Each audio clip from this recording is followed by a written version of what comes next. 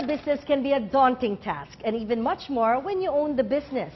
Let's get to know the inspiring story of Eric Santos and his being his own boss in the world of JC Premier Direct Selling.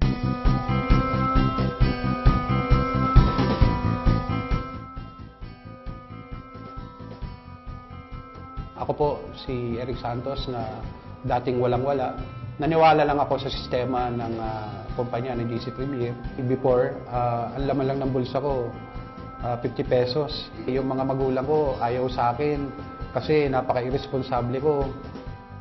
Lagi akong nasa tambayan, lagi ako nasa inuman.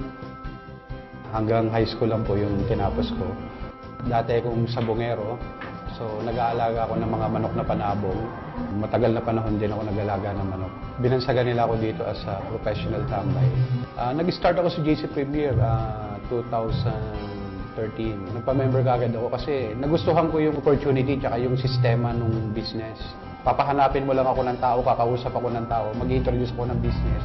Pero babaguhin mo buhay ko, gagawin ko. May mga nakaready naman yung kumpanya ng mga training ko. Hanggang sa natuto ko, nagamay ko na yung takbo ng negosyo. Hanggang sa naging madali na sa akin yung mga mahihirap na part. Hanggang sa dahan-dahan, nakikita ko na lang yung sarili ko na gumagaling ako sa business. Na nagugustuhan ko na yung ginagawa ko. Dahan-dahan yung mga pangarap ko, naaabot ko na pala. Malaki ang naitulong ng JC Premier sa family ko. So, dati yung anak ko kasi nag-aaral yan sa public school. Ngayon, nailipat ko na siya sa private school. Para sa akin, yung pinaka-priceless siguro, yung makapag-travel ako ng libre. Actually, dati makapunta lang ako ng circle, parang feeling ko nasa Italy na ako eh. Pero because of JC Premier, halos yung buong Asia, naikot ko na. Then, nakakatuwa, kaya dumami yung tao ko sa JC Premier, kaya nag-expand yung group ko. Kasi ako hindi ako magaling. Nakuha ko hindi rin magaling. Yung hindi magaling, nakakuha na magaling.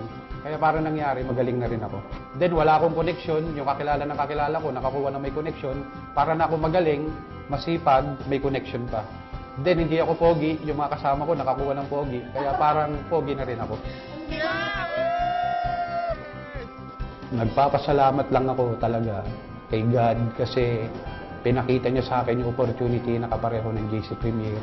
Yung mga ordinaryong tao na hindi man nakapag-aral sa magandang eskwelahan, hindi man matalino ay nabibigyan ng pagkakataon o ng tsansa na mabago ang buhay nila dahil sa magandang sistema ng kumpanya at sa ganda ng mga produkto nito. Ako po si Eric Santos na dating walang-wala. Naniwala lang ako sa sistema ng kumpanya ng JC Premier. Malaki ang naitulong ng JC Premier sa family ko. Nakakatulong na rin ako sa mga magulang ko. So, very proud sila sa akin. Isa na ako sa nagsusuporta sa kanila.